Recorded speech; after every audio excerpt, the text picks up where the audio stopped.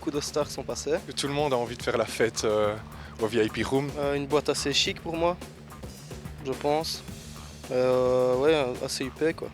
Saint-Tropez ne serait rien sans ces lieux mythiques où on fait la fête le soir. C'est des boîtes de nuit comme les Caves du Roi où un Jéroboam de Champagne se vend 20 000 €. Il y a aussi le VIP Room où Jean Rock a installé une piste centrale tournante. Jean Rock organise des soirées démentielles juste pour attirer donc les stars, les fans de stars, les gens qui sont à l'aise financièrement. Paris Hilton l'année dernière a dépensé 400 000 € en boîte à Saint-Tropez en Champagne. Saint-Tropez, une ville festive qui attire toujours autant. Pourtant, certaines stars déserteraient ce lieu mythique. Saint-Tropez serait-il sur le déclin?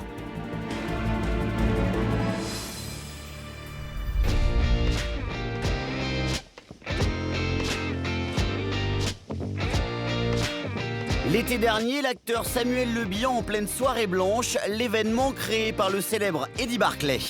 Plus qu'une coutume, un rituel, le coup d'envoi de l'été pour les stars. Pourtant, les people s'y pressent aujourd'hui moins que par le passé.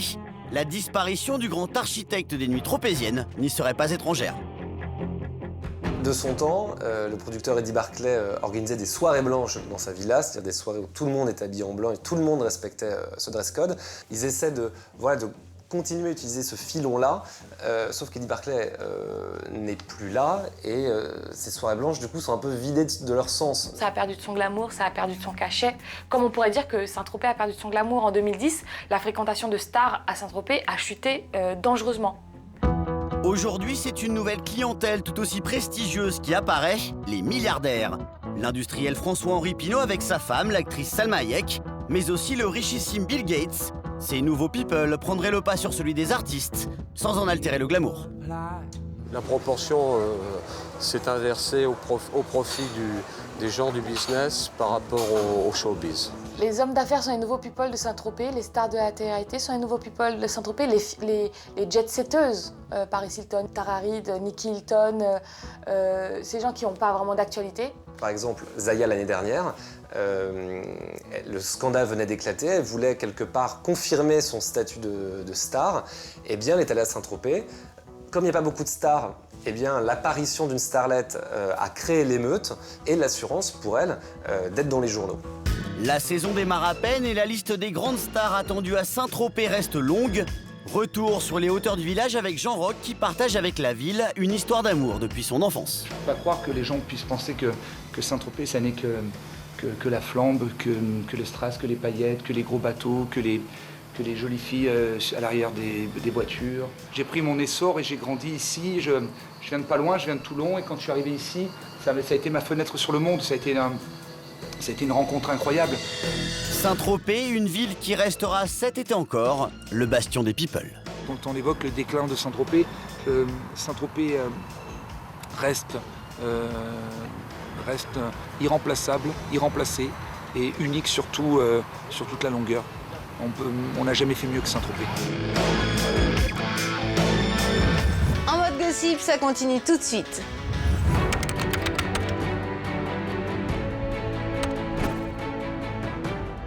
Vous avez quitté il y a un peu plus de 2 ans, pensez à des adieux, mais la championne olympique, championne du monde et héroïne du sport français a quelque chose à nous dire ce soir. Vous avez envie de reprendre la compétition ? Oui, j'ai envie. Dimanche dernier, le grand retour de Laure Manodou en prime time et dans les bassins. Après 2 ans de quasi-absence médiatique et sportive, la championne remonte sur les plots de départ. L'icône du sport français sort enfin de sa retraite. C'était un secret de polichinelle, on se doutait qu'un jour ou l'autre, Laure Manodou allait revenir. Même pour les gens, les observateurs, il y avait un goût d'inachevé dans son histoire. Laure Manodou, une success story restée en suspens. Un palmarès sans égal pour une des personnalités préférées des Français. La saga Manodou, née dans une piscine il y a 7 ans et qui passionne encore aujourd'hui. Des podiums aux pages People, l'histoire d'une sirène magnifique qui s'est parfois égarée dans des eaux troubles. J'étais un petit peu en dépression après toute cette attention médiatique et les dernières années qui ne sont pas très bien passées, donc j'avais besoin de prendre un peu le large et de souffler un petit peu. Laure Manodou, elle fait quoi qu'elle fasse, elle fait le buzz. Elle met un orteil dans l'eau, ça y est, c'est l'effervescence. Malgré son arrêt, Laure Manodou reste une championne hors norme. Elle a un talent que peu ont. Pour quelle raison cette championne exceptionnelle a-t-elle décidé de sortir de sa retraite? Pourquoi la saga Manodou passionne-t-elle encore autant les Français? Qui est la nouvelle Laure? Retour sur le parcours d'une nageuse hors norme dont la popularité dépasse les frontières des bassins. Laure Manodou.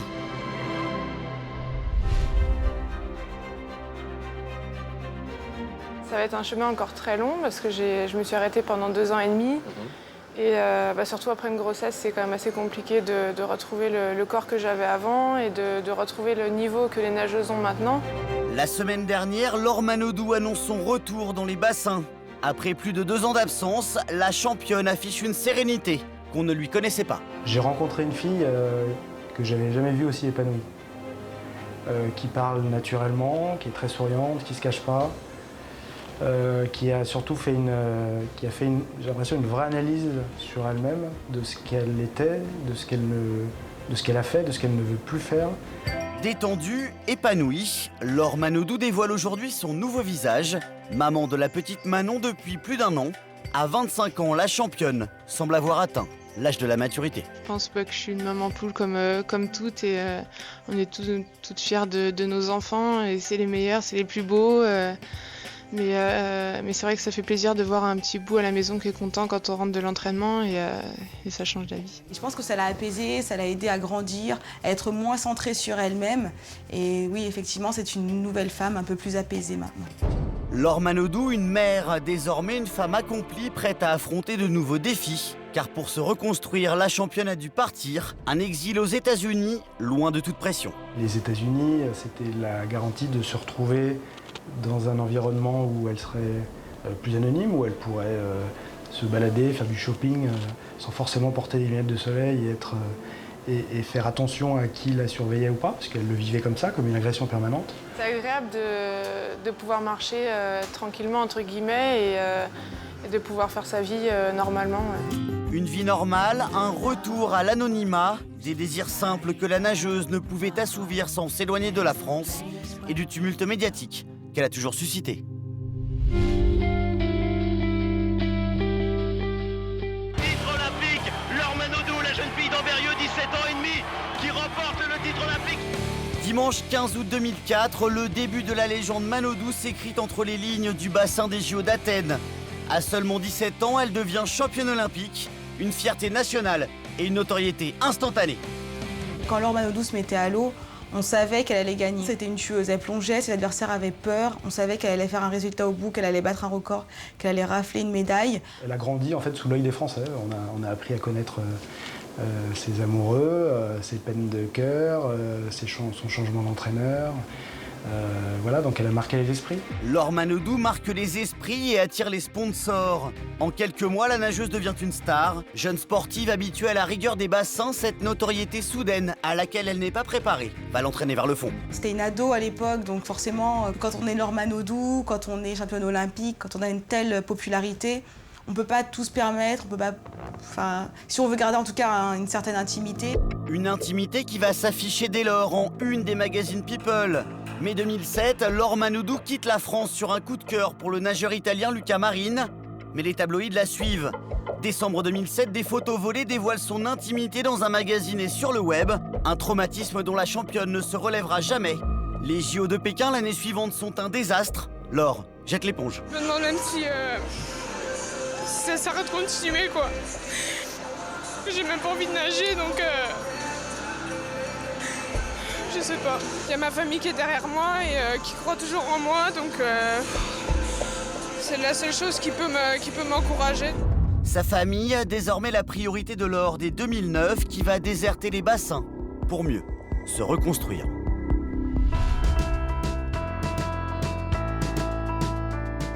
J'ai toujours été attachée à la natation, même si j'avais un dégoût pour moi. Laure Manodou réconciliée avec elle-même. Aujourd'hui, la nouvelle Laure revient sur le devant de la scène. Un engouement médiatique qui, malgré ses 2 ans d'absence, ne s'est pas tari. Dimanche, quand elle a annoncé son retour, il y avait une telle effervescence à la Croix-Cattelan où se déroulait l'Open EDF de natation. Et voilà, il y avait certains nageurs qui, pour rester correct, tiraient un peu la tronche à l'annonce du retour de Laure Manodou. Voilà, ils sentaient forcément que ça allait leur faire de l'ombre. L'ombre que la nageuse a quittée pour retrouver la lumière. Une bonne nouvelle pour les sponsors. Même retraitée des bassins, la championne est restée l'égérie de plusieurs marques. Pourtant, ce retour tant attendu ne serait pas motivé par des opportunités financières. Laure Manodou, elle revient parce que ça fait plaisir aux sponsors. Vous en pensez quoi? Les gens qui disent ça, déjà, moi, ça me choque pas parce qu'ils peuvent juger ou dire ce qu'ils veulent, mais si jamais j'étais en manque d'argent ou je sais que ça va se dire, j'aurais jamais arrêté en fait.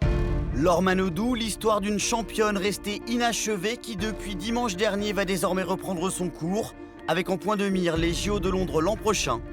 Pour la nageuse, un retour à la source. Restez avec nous, on passe en mode pub. Dans un instant, les tubes de l'été chantés par les stars du petit écran. Télé-réalité, animateurs, tops et flops, quels sont les pires chanteurs que vous allez subir pendant vos vacances? Our first album is to be in French. We got a new album coming up, and it's gonna be in English, and it's gonna be international. Comme j'ai vu ce matin, je suis heureux d'annoncer que 500 millions d'entre vous, à travers le monde, utilisent Facebook pour se connecter avec ses amis et les gens autour d'eux. Alors je voudrais tous vous remercier pour avoir rendu tout ça possible. Mark Zuckerberg, le créateur de Facebook, serait sur le point de basculer dans la folie.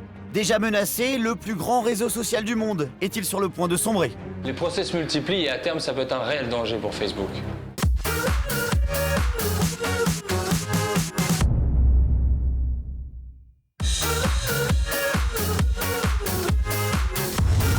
On revient en mode gossip, l'émission qui fait le point sur l'actualité médiatique de la semaine. Ça y est, l'été est de retour et avec lui, ses chansons de saison. Et dans cette valse de tubes en puissance, ce sont les personnalités du petit écran qui ouvrent le bal. Pas toujours pour le bien de nos oreilles. Quels sont les pires chanteurs que vous allez subir pendant vos vacances? Pourquoi chaque année, la télé se met-elle à chanter? Vincent Guillot vous explique pourquoi il n'est pas toujours bon de donner sa chance aux chansons.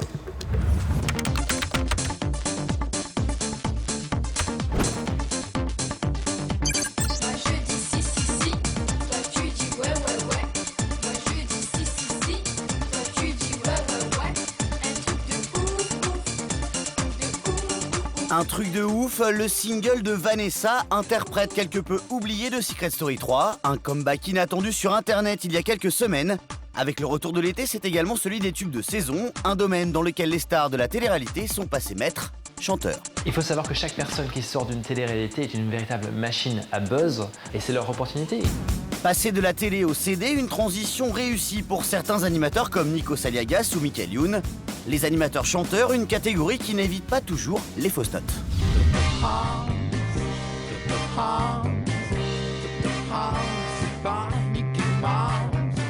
La musique de fond est pas si mal, voilà, mais alors, les paroles sont assez dramatiques. Il n'y a qu'en France où on met les gens dans des tiroirs avec des étiquettes en disant si tu es animateur télé, tu n'es qu'animateur télé. Alors que la vocation artistique, elle peut s'exprimer de plein de manières différentes. Il y a aussi une vraie frustration de la part des animateurs télé. En règle générale, la plupart sont juste des passe-plats entre guillemets.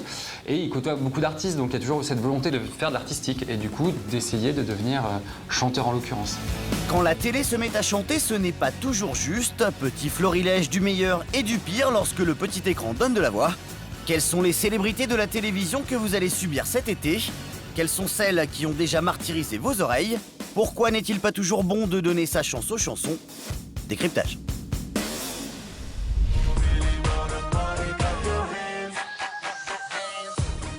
Le monde de la musique est en émoi ou en panique. Senna, le Black Mamba de Secret Story, déjà réputé pour son bel organe, sort il y a quelques semaines son tout premier single, Clap Your Hands. Le buzz est immédiat, Clap Your Hands, un titre qu'on n'a pas tout de suite envie d'applaudir.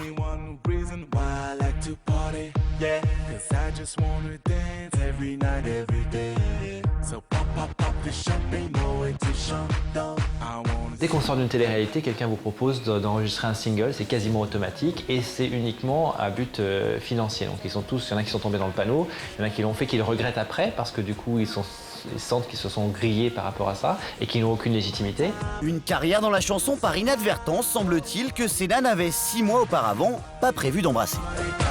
Attends, tu me vois chanter ou quoi? Non, je laisse ça aux vrais artistes.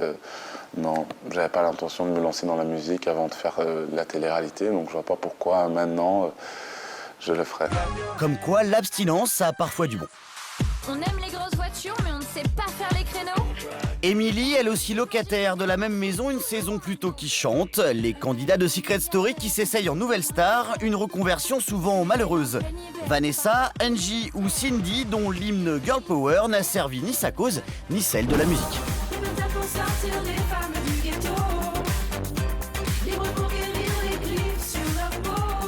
Les personnalités le font parce qu'ils sortent d'une émission de télévision, qu'ils ont l'opportunité de le faire maintenant et qu'ils l'auront peut-être pas plus tard, certainement pas plus tard. Donc ils prennent tout ce qu'ils doivent prendre et je ne sais pas si on peut les blâmer pour ça.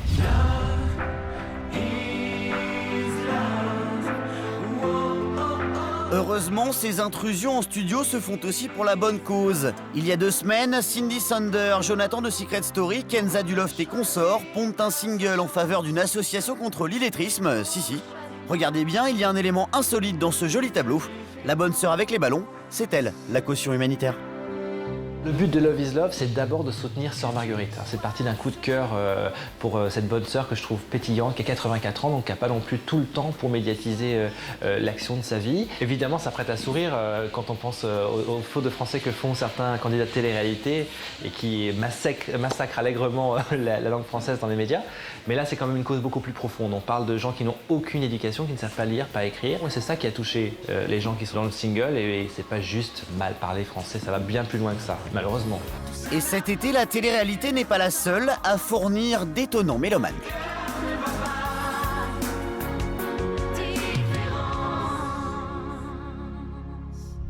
Il saura pourquoi il est de mauvaise humeur. Dr House, Dr House, Dr House, c'est pas Mickey Mouse. Dr House ou le traitement musical infligé par Christophe Ondelat, un premier single critiqué qui se répand comme un virus sur le net. Faites entrer l'accusé. J'ai un peu la trouille des journalistes. C'est extrêmement difficile de prendre au sérieux quelqu'un qui fait la démarche que je fais. Ce que j'espère, c'est que les gens feront l'effort d'écouter avant de juger. Je vais essayer de les convaincre que c'est un boulot sérieux que j'ai fait, quoi. Que je suis vraiment musicien, que je suis pas juste un journaliste qui s'offre un petit caprice de star, quoi. Il a une bonne voix, il se débrouille pas mal, c'est pas la première fois qu'on le voit chanter. C'est un des plus gros buzz en termes de vues. Le clip a fait plus de 500 000, je crois, en une semaine. C'est colossal. Mais ça n'a pas joué en sa faveur. Le titre n'est pas rentré dans le classement iTunes, par exemple. Donc il prend beaucoup de risques, parce qu'il aurait pu faire beaucoup d'autres choses. Et c'est pourquoi je voudrais être noir. Des animateurs qui passent de l'audimat au top 50, ce n'est pourtant pas une nouveauté. Nikos Aliagas, du plateau de la Starac au Stade de France avec Johnny Hallyday, est devenu un interprète respecté. Nikos a enregistré un album en Grèce, en l'occurrence, qui a été disque d'or, donc c'est plutôt un joli succès. Nikos, il a un joli filet de voix, on l'a déjà entendu à la Star Academy ou à Tout le monde chante contre le cancer. En France, peut-être que ça pourrait marcher. Après, ce serait une vraie prise de risque pour lui. Une prise de risque payante pour de nombreux animateurs. Depuis le carton de Michael Youn et ses Bratislavoy avec Stache Tache, le Trublion collectionne les disques de platine. Avant lui, Christian Morin et sa clarinette, ou encore Patrick Sébastien, avaient su conquérir leur public. C'est beaucoup plus facile d'aller dans la parodie, d'aller dans l'humour. Patrick Sébastien est disque d'or à chaque fois qu'il sort un album. Chacun sa sensibilité. C'est vrai qu'il y a certains artistes dont la vocation n'est pas d'être artistiquement reconnu, mais d'être populaire tout simplement. Mais la télé-réalité, elle aussi, accouche parfois de succès estivaux.